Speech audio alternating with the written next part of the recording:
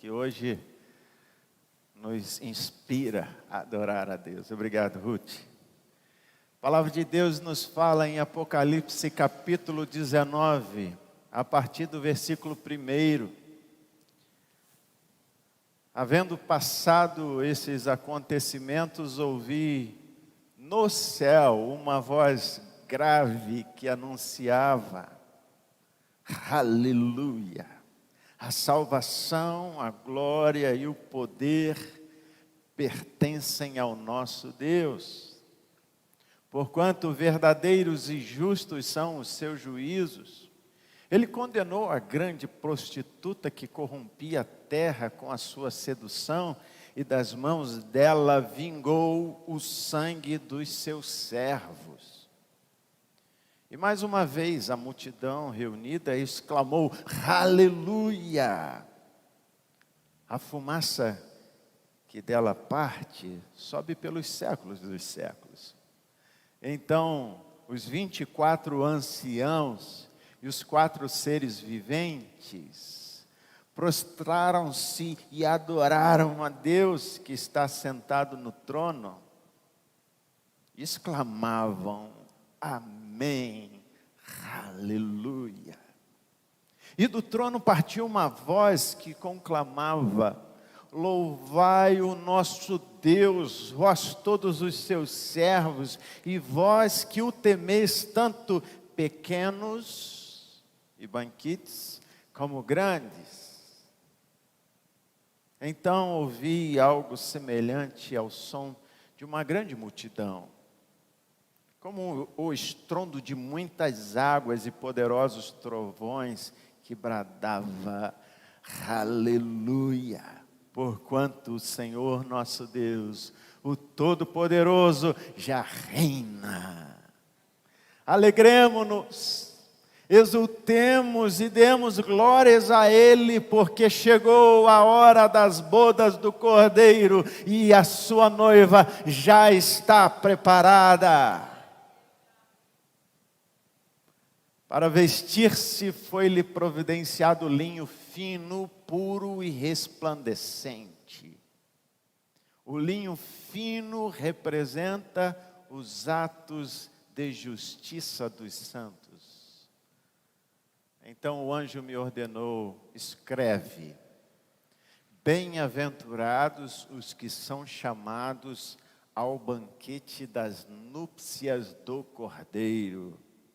E disse-me mais: estas são as exatas palavras de Deus. Eita glória! Que lindo, amados, eu amo o Apocalipse. Eu amo conseguir vislumbrar o que nos aguarda. O que nos aguarda. Você tem essa expectativa, irmão, no seu coração, que não vai demorar muito, para que toda esta revelação, porque Apocalipse significa isto, revelação. Toda esta revelação do cenário do fim se cumprirá, e nós faremos parte deste cenário, que parece um cenário de filme, de cinema. É tão gostoso perceber que Deus se preocupou em revelar aos seus pequeninos, aos seus filhos, aos seus amados, os detalhes de muitas coisas que estão por vir. É claro que muitos fazem ouvido de mercador. Já ouviu essa expressão, ouvido de mercador? Ouvido de mercador é aquele que está no tumulto, né? E aí muita gente falando, e quem trabalha em comércio sabe como é que é, quando é muito cliente chegando, é muita gente pedindo, aí você tem que direcionar a sua atenção para o primeiro que chegou. E os demais continuam falando, deixa falar. E aí, quando chegar a vez do próximo, atenção.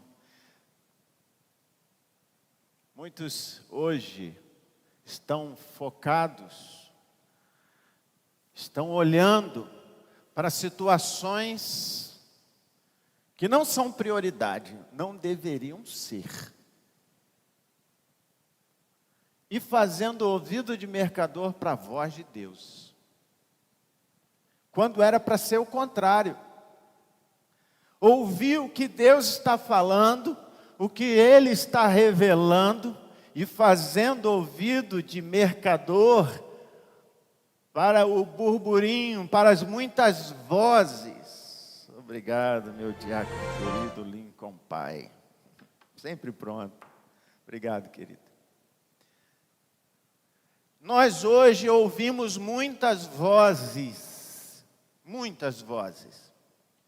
e nos perdemos. E eu posso pontuar para você quais são algumas dessas vozes. 1. Vozes do nosso próprio interior. As nossas próprias necessidades, querência, o que nós queremos e damos prioridade. São vozes interiores que muitas vezes a gente pensa assim, é Deus falando. Não, não é. Quando Deus fala, Deus traz paz ao coração, traz consolo, traz fortaleza. As vozes que por vezes ouvimos do nosso interior nos levam a mais preocupação, a mais dor. As vozes querem nos levar para o passado e nos tornar escravos do passado.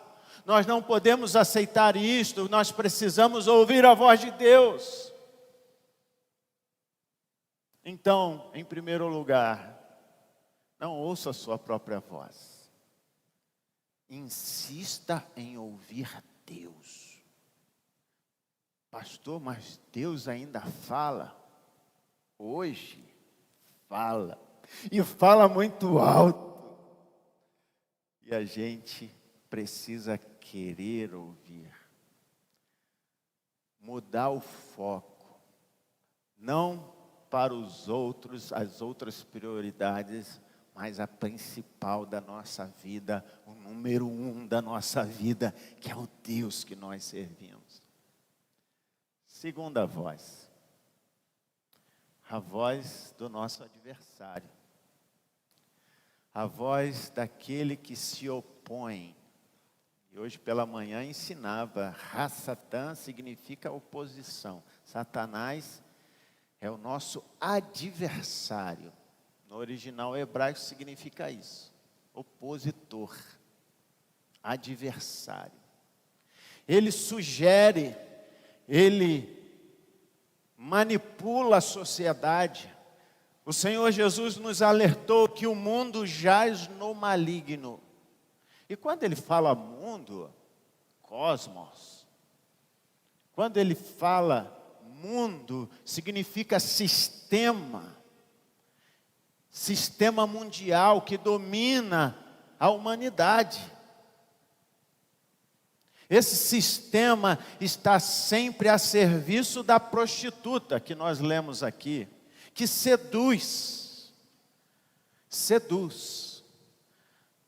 Só que quando João revela no capítulo 19, diz que ele, o Deus eterno, condenou a grande prostituta que corrompia a terra com a sua sedução. Na linguagem apocalíptica, metafórica, tem vários sentidos esta prostituta. Muitos acreditam que é a religião mundial que domina o mundo e que sugere a idolatria, sugere o distanciamento de Deus, sugere ao não reconhecimento de que só Deus pode ser adorado. Mas também é interpretado como um sistema que sugere para a gente pecar, afastar-se de Deus. E tudo isso será condenado por Deus, toda esta sedução que hoje vive. E é interessante que hoje, até no meio evangélico, a operação do engano. Vivemos o tempo da apostasia, que antecede a volta do Senhor Jesus. Então há, no meio religioso, no meio até evangélico, manipulação para distanciar o homem, a mulher de Deus, oferecendo para estas pessoas que estão sedentas, caminhos, que são caminhos que parecem bons, mas o fim é de morte.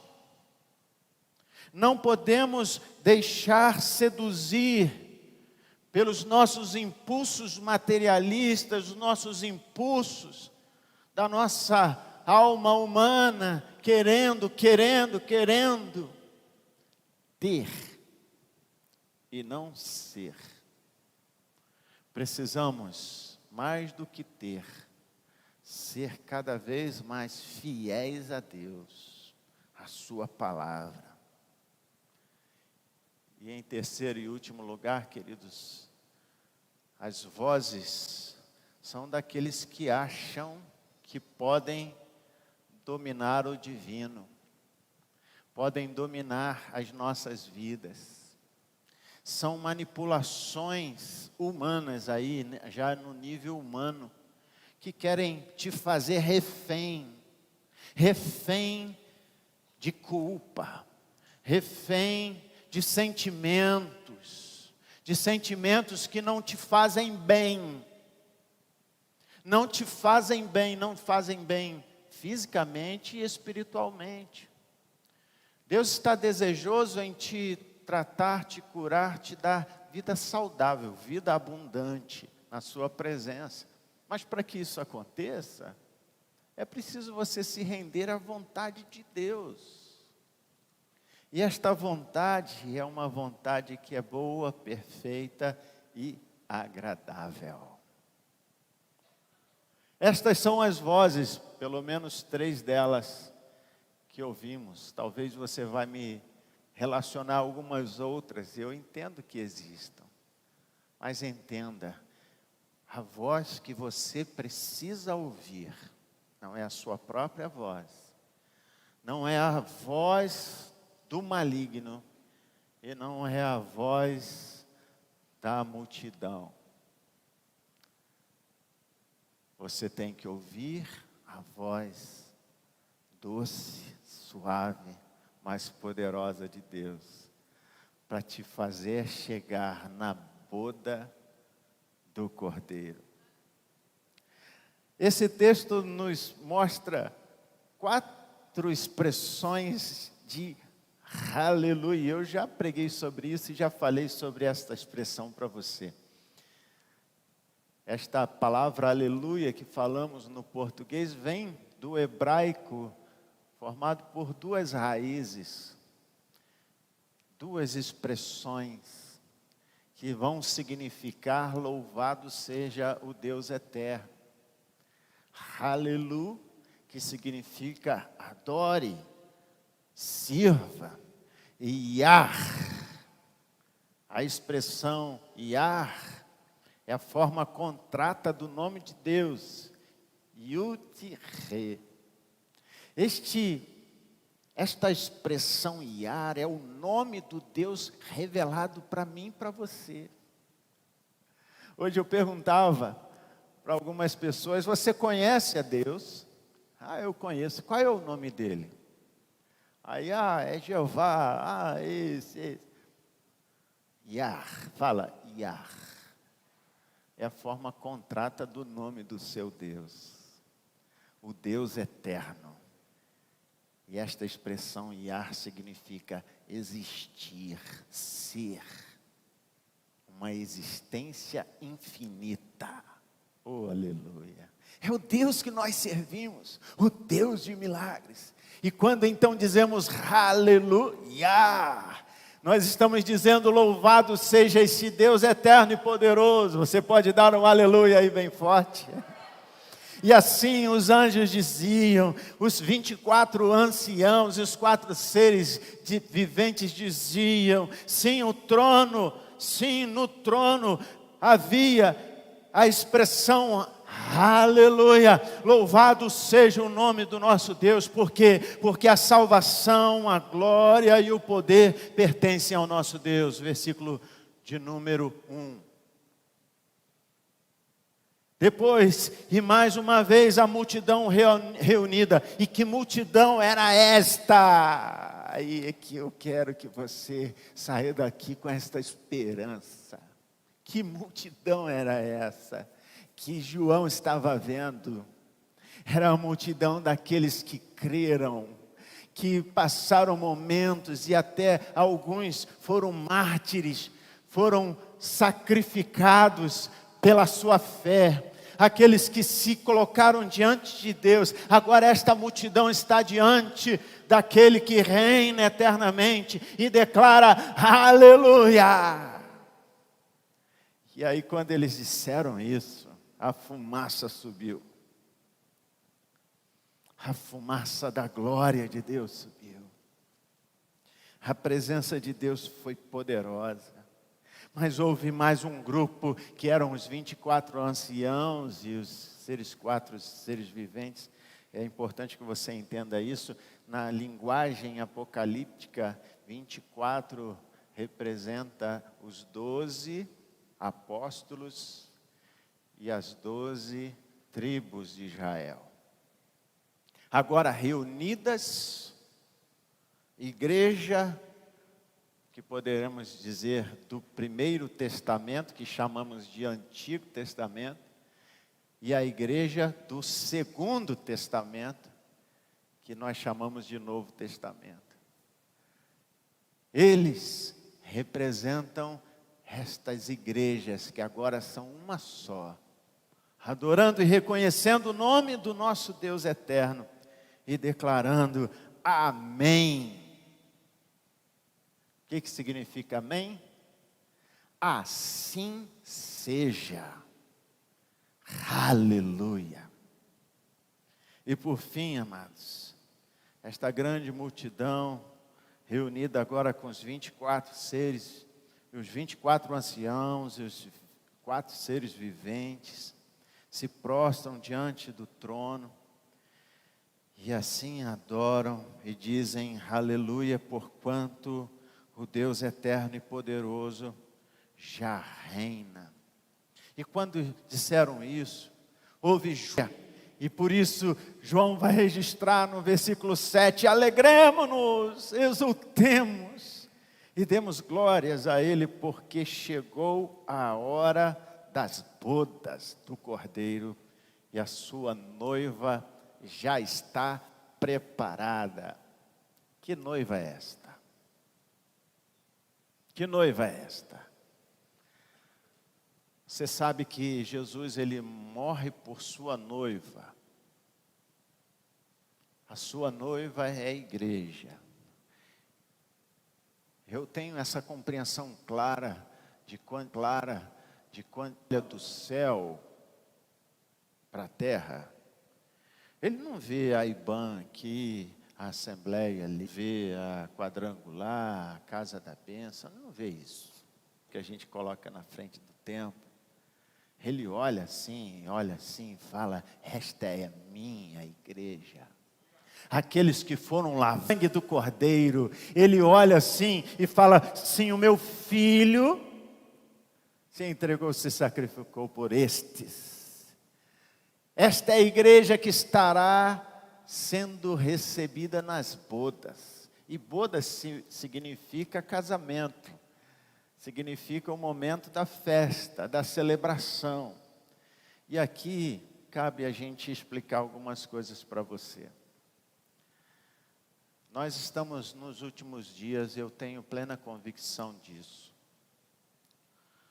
Deus tem desejado purificar a sua noiva, porque uma noiva, fica feio uma noiva entrar num casamento com o vestido todo sujo, não fica? Precisa ser branquinho, não é assim a nossa cultura? A noiva precisa estar com vestes lindas.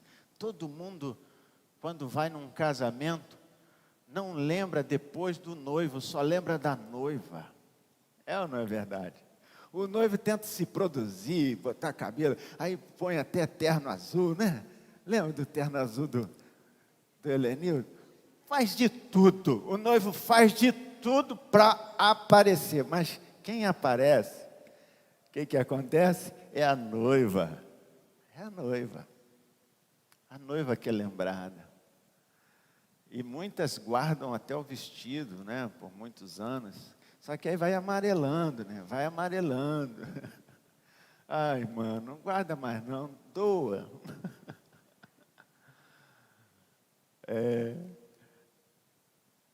A noiva é esperada. A noiva é amada. E este dia em que a noiva encontrará o noivo está chegando. Está chegando. Os sinais se mostram cada vez mais. Esses dias, uma expressão bíblica diz sobre coluna de fumaça, né? E aí a gente viu os vulcões entrando em erupção.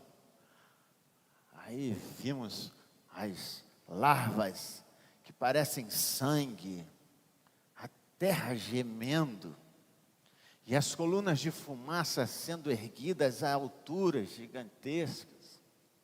As manifestações da terra, da sociedade, do contexto geopolítico que vivemos hoje, apontam para o retorno de Jesus. Mas antes do retorno, a igreja ainda passará por fases de purificação, fases que vão fazê-la íntegra, sem ruga, sem mancha, para encontrar o noivo. Isso tudo possível pela ação do Espírito Santo, revelando aos seus profetas, revelando ao nosso coração a sua vontade, nos mostrando o que precisamos fazer. E muito breve, ouçam o que o pastor vai te dizer agora. O anti-Machia se mostrará ao mundo. Esse anticristo que chamamos e conhecemos, ele terá poder de operar maravilhas, de manipular as nações. E ele perseguirá a igreja. E ele vai ter instrumentos para fazer isso. E estes instrumentos estão sendo aperfeiçoados agora. Eu estou vendo isso. Esses instrumentos de manipulação, e se você puder, eu não quero te assustar hoje, mas vamos lá comigo, Apocalipse 13.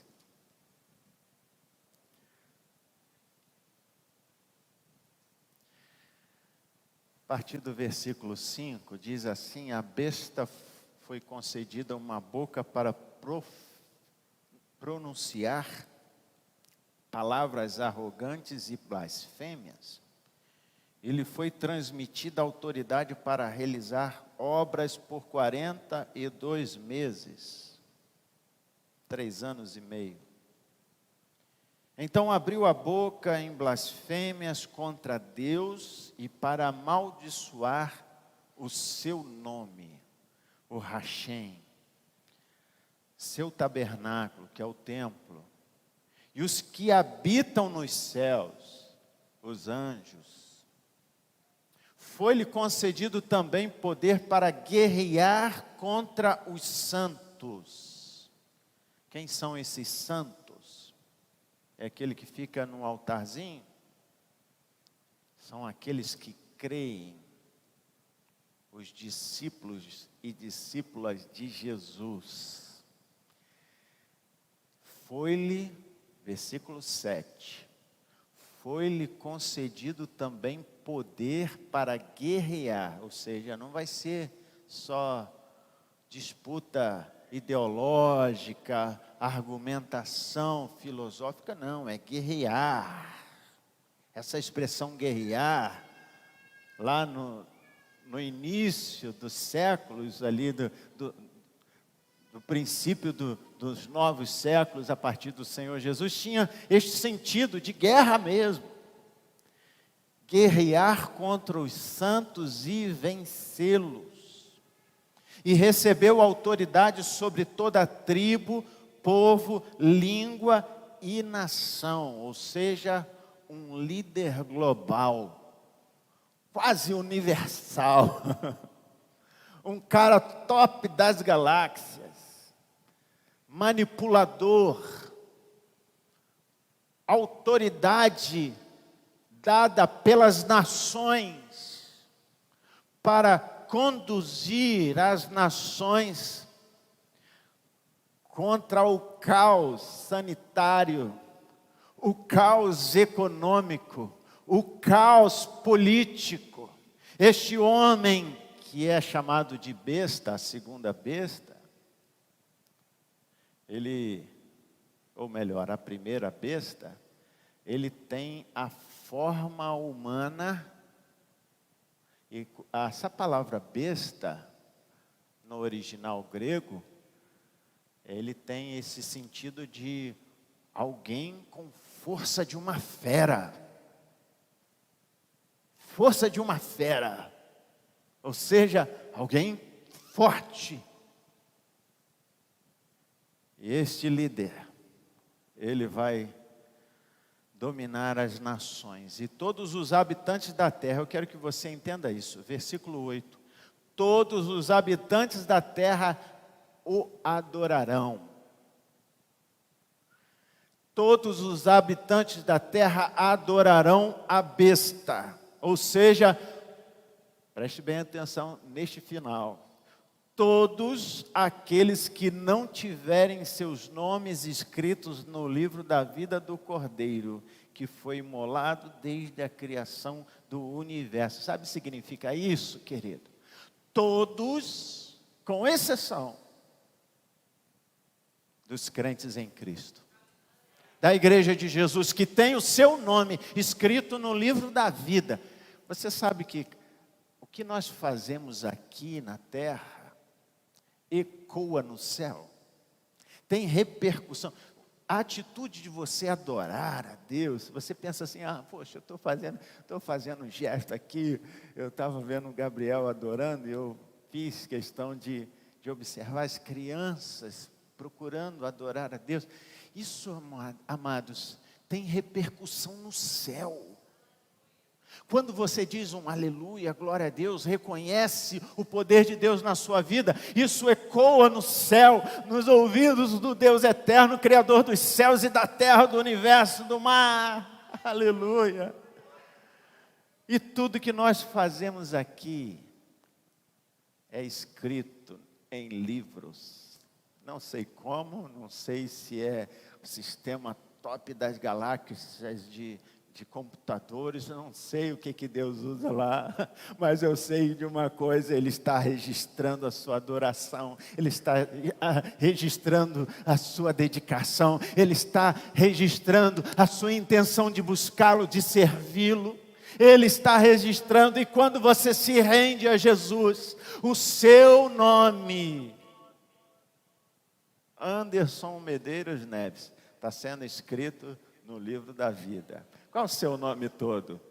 Diga o seu nome todo para Deus. Deus, o meu nome todo é esse. Fala aí. O meu nome todo. Ele sabe, claro. Mas Ele sabe quando você se rende, quando você se entrega, quando você confia de todo o coração.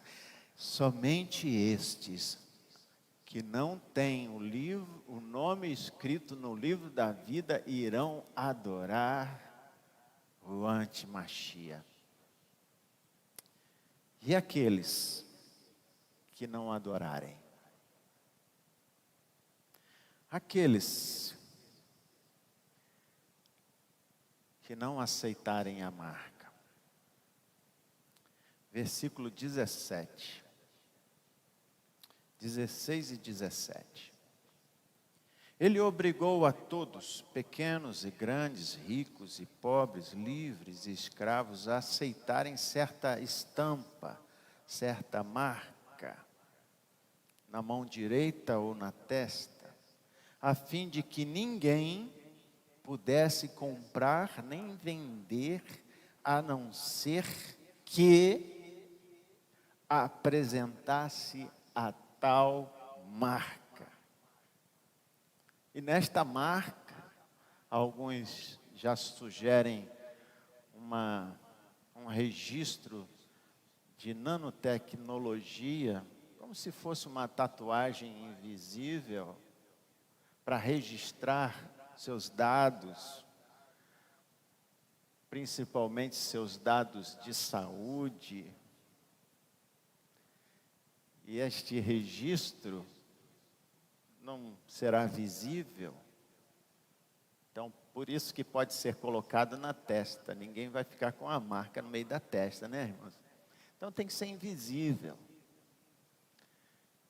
E esta marca será a única forma de você continuar negociando, continuar trabalhando, entrando num cinema, entrando num shopping, entrando num banco, fazendo os seus negócios, comprando e vendendo.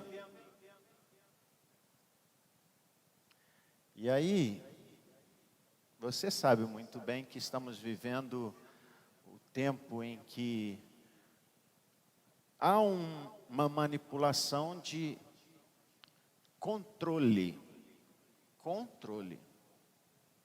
para não haver disseminação de doença, não haver disseminação de, você sabe de quê? E aí, eu fico olhando e percebendo que vai ser por aí, pelo medo, muitos aceitarão com alegria. E nós, que não seremos marcados, não seremos marcados. A igreja, o que tem o nome escrito no livro da vida, será uma oposição. Vai sofrer as consequências. Mas por que, pastor? Não podia a gente ser já tomado antes disso acontecer? Está escrito, irmão.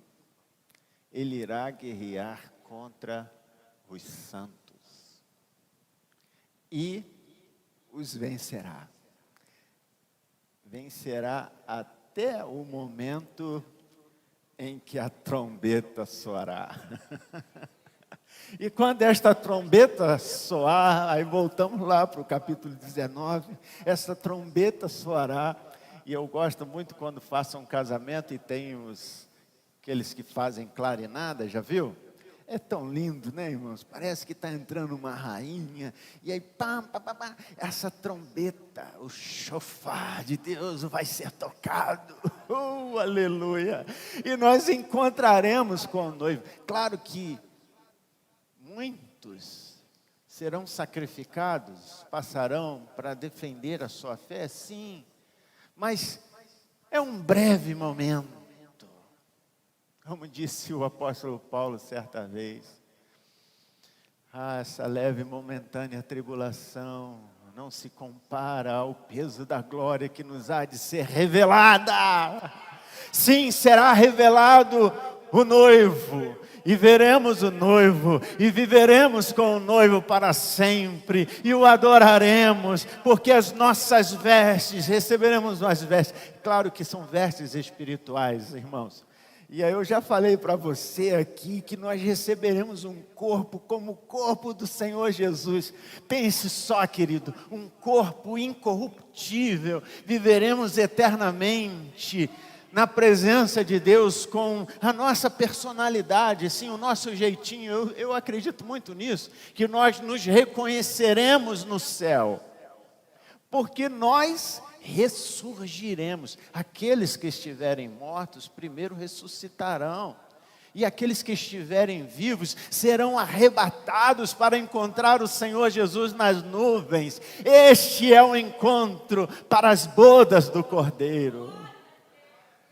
Ah, querido, eu quero fazer parte desta festa. Eu quero fazer parte desta festa universal, galáctea. Você imagina, você vai para a festa nos céus, assim, a gente vai estar nas nuvens. Não choraremos mais, não perderemos mais entes queridos, não haverá mais dor. Porque as primeiras coisas, significando que este momento que a gente está passando aqui, vai ficar para trás. Será uma história do passado. Eu quero fazer parte desta festa. E você? Se você quer, fique de pé no seu lugar, nós vamos orar. Oh, festa esperada, oh, glória a Deus. Mas, irmão, se prepare. Se prepare. Por favor, eu não quero que nenhuma ovelhinha da família Iban fique para trás. Cada ovelhinha escrita no livro da vida, a promessa é que vai estar na festa do Cordeiro.